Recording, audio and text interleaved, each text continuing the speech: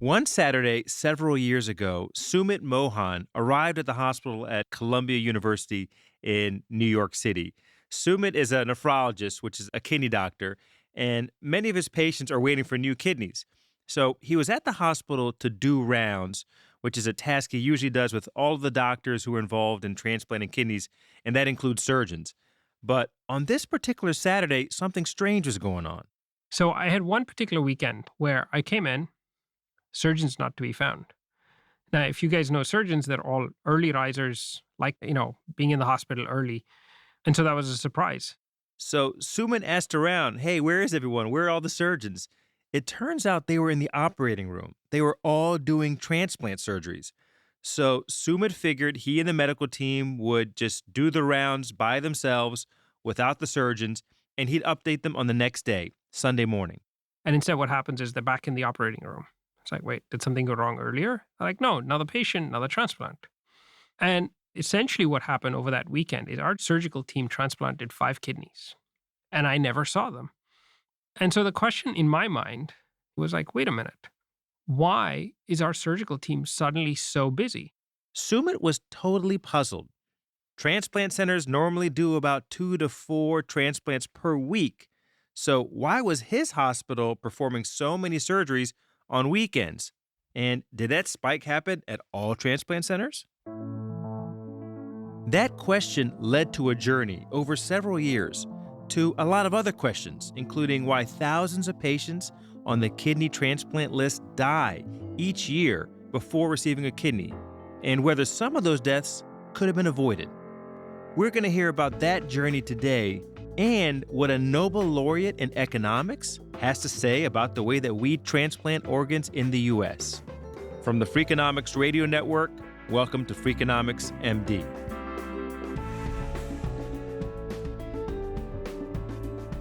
I'm Bapu Jena. I'm an economist, but I'm also a medical doctor.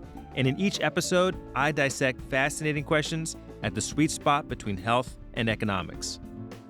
Today, more than 4,000 people die on the wait list for a kidney transplant every year in the U.S., and thousands of kidneys from deceased donors are thrown away. Are usable kidneys from deceased donors going to waste? If so, why? And what can we do about it?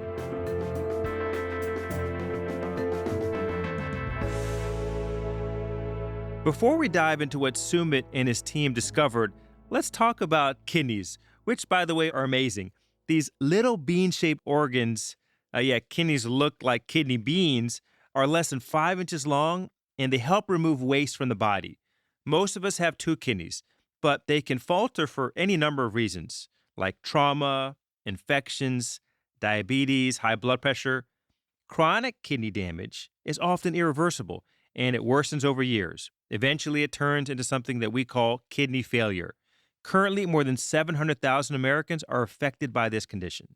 People with kidney failure often go on dialysis, which is an invasive process that basically has a machine do the kidney's work. But dialysis is really expensive, and it requires multiple long visits to a dialysis center each week. And over time, it usually stops working. Only half of people on dialysis survive beyond 3 years. So many people on dialysis also go on to the transplant waiting list to get a kidney from a living or deceased donor. One transplanted kidney can solve the problem of both kidneys failing, and that's because the human body only needs one kidney. And oh, by the way, there's also a great episode from Freakonomics Radio all about dialysis from earlier this year. That's called Is Dialysis a Test Case of Medicare for All? Episode 457. We'll put a link to it in the show notes. You should definitely give it a listen. But today on our show, we're zooming in on kidney transplants. Transplants can be risky. Sometimes the patient's body rejects the new organ, or the benefit doesn't last for other reasons. But when it is successful, people with kidney failure who receive a new organ live an average of 11 years longer than those who die on the waiting list. That's 3 times longer than someone on dialysis. For patients who are between the ages of 20 and 39, that difference actually climbs to 17 years. So to put it simply, people with kidney failure who get a new organ usually live much longer than those stuck on dialysis. Here's Sumit Mohan again. Dialysis has a survival rate that is lower than most cancers at the 5-year mark. So, transplant is really the life saving opportunity for those individuals who have end stage kidney disease. You heard Sumit right, a survival rate lower than most cancers. And the waiting list for donated kidneys has about 90,000 people on it. About 12 people on this list die every day. For kidney failure patients who are above the age of 60, nearly half of them die on the waiting list. And yet, 10 donated kidneys are discarded every day. Let me say this again. 12 people waiting for a kidney transplant die every day. But 10 kidneys donated by individuals who've recently died are thrown away every day. So, what's going on here? That brings us back to Sumit Mohan and his strange weekend of transplants. A kidney taken from a deceased donor can last about 24 to 36 hours. Transplants are typically done the day after the organ is taken from the body. The spike in Saturday and Sunday transplants at Sumit's hospital just meant that more kidneys had been harvested on Friday and Saturday. The first question it raised in our mind was, wait, maybe it's because there's a lot more drunk driving on Fridays and Saturdays and more organs available from deceased donors. And that wasn't the case. All right, so let's look at how a kidney from a dead body gets to someone who needs it. In order for a transplant to happen, the donor and recipient blood types, they have to match. And other factors also have to be compatible, like age, for example. Some kidneys have problems that make them unusable for one patient, but not for another. When doctors reject a kidney for their patient, it's offered to the next one in line on the national waiting list. That process continues until someone says yes, at which point the kidney is urgently transported, sometimes across the country. And if no match is found in time, the kidney gets discarded. And it was this sequence of events that was funneling kidneys to Sumit's hospital on weekends. In order for us to import organs from other parts of the country and transplant them over the weekend, that implied that other parts of the country were less willing to use these organs on the weekend. Could that be true? Were hospitals more likely to reject kidneys on Fridays and Saturdays than on any other day of the week? And was this why Sumit and his colleagues at Columbia were getting more kidneys on weekends? To find out, Sumit first looked at how many rounds of rejection kidneys went through on different days of the week. As you approach the weekend, the number of times a kidney gets turned down before it's eventually accepted increases dramatically, suggesting that the phenomena that we're seeing is a real one. They also looked at which days of the week had the most kidneys ending up in the trash. 20% more organs get thrown away on the weekend. If you match for organ quality, the organ quality is no different. And that was our first clue, that there was something beyond organ quality that was influencing a decision by transplant centers as to whether to use a specific organ for a specific patient. These findings led to a troubling question. Were usable kidneys being wasted?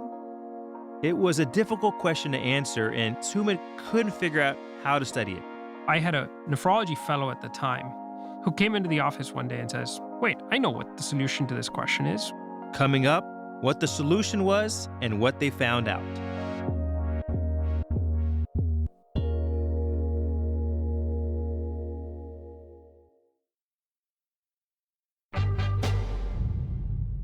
Okay, back to Sumit.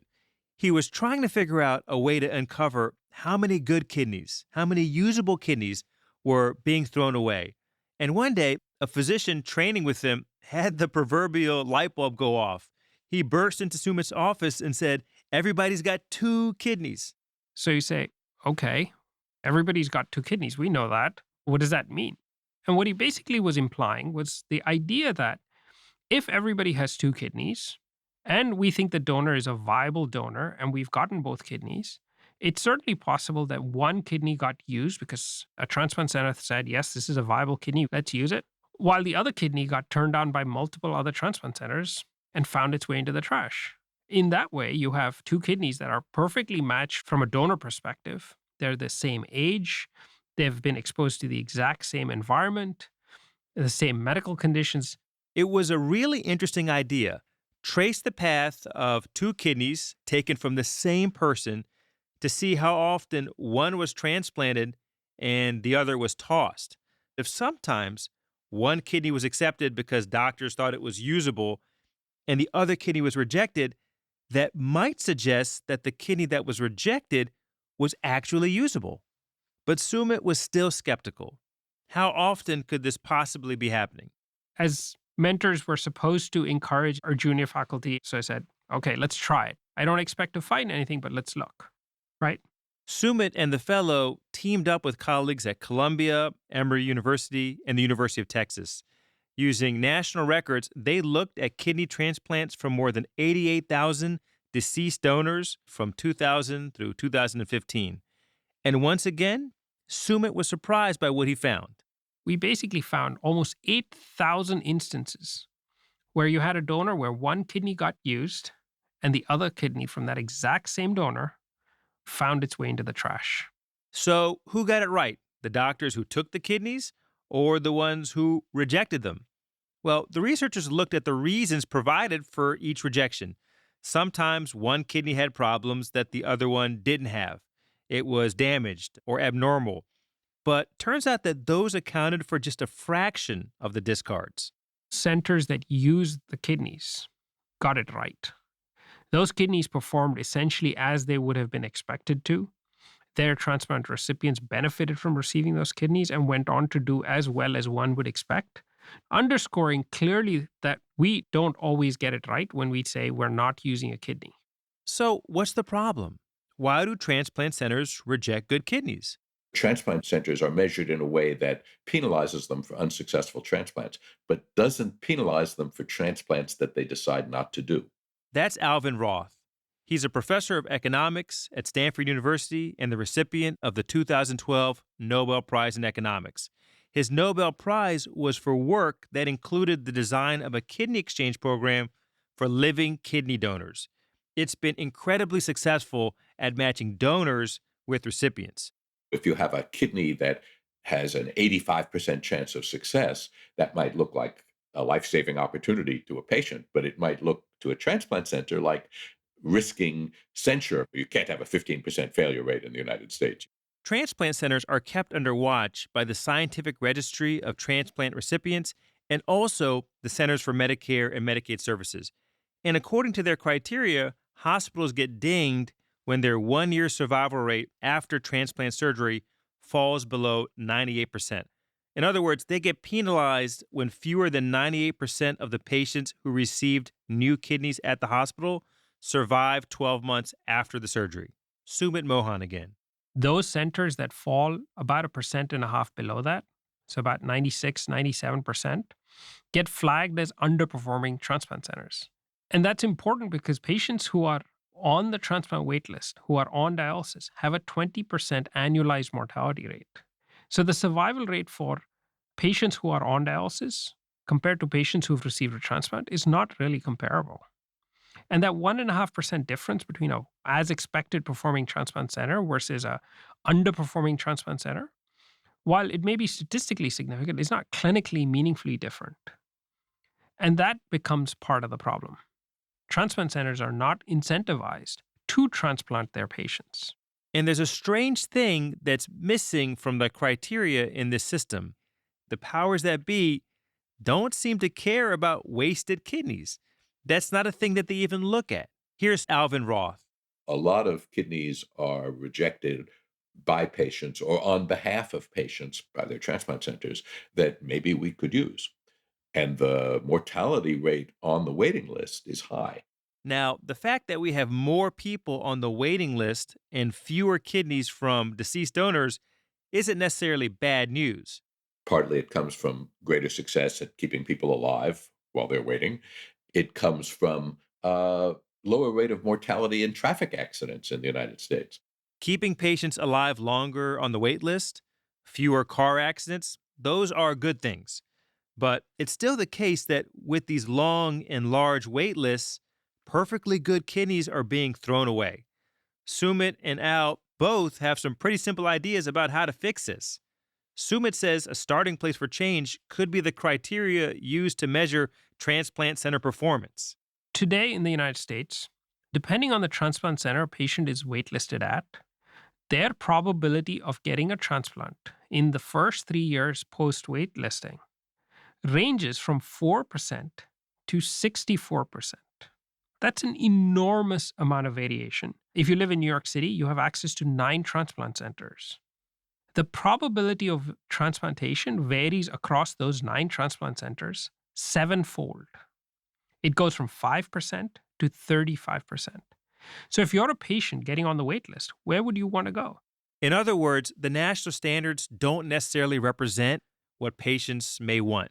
A person facing death might be happier living 5 years with an imperfect kidney than living only 5 months on dialysis. And measuring quality by a 1-year survival rate is also questionable. Patients don't receive a transplant in the hope that they're going to be alive in a year. They receive a transplant with the intention of living many, many years. So that's the first thing that we need to change. I think we need to change the timelines that we think about and what patients expect of us. That may mean that transplant centers need to loosen up a little, or that our policies need to allow them to do that. As Al Roth points out, the U.S. could take a lesson from abroad. Our French colleagues who do better at getting older deceased donor kidneys, they think that we're too risk averse. A 2019 study in JAMA found that between 2004 and 2014, U.S. transplant centers turned their collective noses up at 28,000 deceased donor kidneys. French transplant centers would have taken 60% of those. Most of this difference was because the French were more willing to accept kidneys from older donors. But they were also less picky about donors who'd had hypertension or died from heart attacks. I think we could take more risks on behalf of our patients. That leads to another issue, knowing the patient's wishes in the first place. Sumit Mohan again. When people turn down organs, they don't share that information with patients. So there is no transparency in the system and no accountability. So if we want a policy solution here, the policy solution is that we increase accountability and we increase transparency. We should have shared decision making where a transplant center is required to share information with their patients when there is an organ offer. Are they willing to accept a suboptimal organ because they're having a miserable time on dialysis and they'll do anything to get off it? Or are they doing just fine on dialysis and able to tolerate it really well and willing to wait it out for that much better kidney? We don't know that if we don't ask our patients. People come to very different conclusions of what they need and what they're willing to endure. It's not for us to assume those things. Sumit is trying to move his own hospital in this direction by researching a model for transplants based on shared decision-making. He's currently awaiting funding for a study. Meanwhile, Al Roth sees a lot of potential to increase the number of kidneys transplanted from living donors. In particular, countries could collaborate a lot more. There are lots of barriers. We haven't yet succeeded in coordinating with Canada, which is just crazy. Canada is close. We fly kidneys around the United States. That does seem kind of crazy. A kidney that's rejected in New York could be flown to California, but a kidney rejected in Winnipeg can't be given to a dying patient in North Dakota, right across the border. As for kidney exchanges, the programs that connect organs donated by living people to appropriate patients, confining the network within a country's borders makes no sense either. It's a global problem that requires a global solution, which incidentally is something contrary to some of the medical orthodoxy. The World Health Organization believes that countries should be self-sufficient in organ transplantation. And that made some sense when there was only deceased donation and there aren't enough deceased donors. But as soon as we start talking about kidney exchange, it makes sense to look at the whole world because kidneys don't know borders.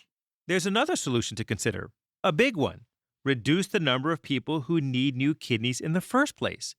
If you reduce the number of people who need kidney transplants, that'll free up or spare those kidneys to be transplanted into other people who need them. Let's think about how this plays out for a different organ, the liver. The most common reason for liver transplant in the U.S. is infection by the hepatitis C virus. Hepatitis C kills nearly 300,000 people worldwide each year. That's in addition to people who die from liver disease due to other causes, like obesity or alcohol use. A few years ago, drugs that cure patients of hepatitis C were developed. They are extraordinarily expensive, but they were also game changers because if patients with hepatitis C were cured of their disease, they wouldn't ultimately need liver transplants. A study that my colleagues and I did found that proper screening and treatment for hepatitis C could spare more than 10,000 liver transplants over 20 years. We calculated that patients with liver failure not due to hepatitis C would have more than 7,000 extra livers at their disposal. And patients whose hepatitis C couldn't be cured with the new drugs would have an additional 3,200 livers. This brings us back to kidneys. What if we get better at treating diabetes or high blood pressure, two leading causes of kidney failure? That could get a lot of people off the transplant list and free up kidneys for those who still need them. There's one more possible avenue for shrinking the wait list that's making headlines lately: non-human lab-grown kidneys. And this is actually happening. In late October, surgeons at New York University attached a kidney that was grown inside a pig to a patient who was brain dead. And the kidney kept working. The pig had been genetically altered so that the kidney would not be rejected by a human. Transplanting kidneys grown inside of animals is still a long way from being common practice, but this surgery marked a major scientific milestone. And it turns out the problem Sumit and his colleagues found with tossing usable organs, it's not just kidneys. We've looked at liver transplants and we've discovered the exact same phenomena. There's no doubt that huge strides have been made in kidney transplantation. Survival rates have improved dramatically over the past few decades, including among higher-risk patients, and the number of donations has been increasing too. But as these studies have made clear, we still have a long way to go. Too often, medical decision-making isn't aligned to patients' needs and wishes. Or, as Al Roth puts it, I can tell you about victory after victory in battles against kidney disease, but it's in a war that we're losing. All right, that's it for Freakonomics MD this week. You can find links to all the studies we mentioned at Freakonomics.com. Thanks for listening. We're back for a whole new batch of episodes. It would be great if you could give us a review on Apple Podcasts or wherever you're listening. It helps new people discover the show. And if you have any thoughts on the show, I'd really love to hear from you. You can email me at bapu@freakonomics.com. That's BAPU@freakonomics.com. Freakonomics MD is part of the Freakonomics Radio Network, which also includes Freakonomics Radio, No Stupid Questions, and People I Mostly Admire. This show is produced by Stitcher and Renbud Radio. You can find us on Twitter and Instagram at Dr. Bapu Pod. This episode was produced by Jessica Wapner and mixed by Eleanor Osborne. Original music composed by Luis Guerra. Our staff also includes Allison Craiglow, Greg Rippin, Trisha Bobita, Emma Terrell, Lyric Bowditch, Jacob Clementi, and Stephen Dubner. If you like this show or any other show in the Freakonomics Radio Network, please recommend it to your family and friends. That's the best way to support the podcasts you love. As always, thanks for listening.